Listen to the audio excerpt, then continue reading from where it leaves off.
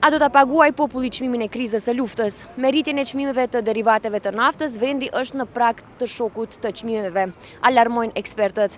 Edhe pse siç thonë, edhe çmimet momentale janë të larta. Pritet të shihet edhe nëse tregtarët do të kenë qasje korrekte që presioni i çmimit të naftës të mos transferohet në shportën konsumatore. 100% zlato, hiç ne prashuje nikomu. To čim se kaže benzinës është që të donese do prodavnica. Naftata se kačuva, tako što ništa ne očekujeme. A ju duken shtrejt çmimet e ushqimit? Valla shtrenjt duken. Përpara ishin çmimet e realta, tash pak se janë rritur. Nëse se me standardin që është këtu te ne, çmimet janë shumë të larta tash.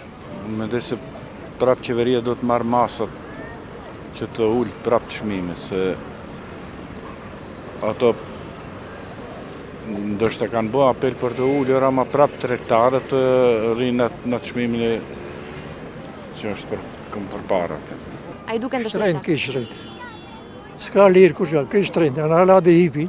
A mendonin që do të hypin prap çmimet për shkak të luftës, edhe pse qeveria ka thënë që nuk do të... Po, shefa se dhe hipin prap.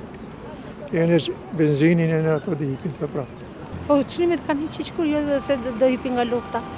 Çmimet të larta janë, rroga shumë e pakët, rrogën nuk e japin tamam, edhe çmimet janë të larta.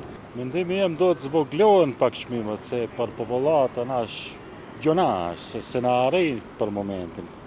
Standardet kanë hip, standardet janë shumë nalta, do pak tulen çmimet e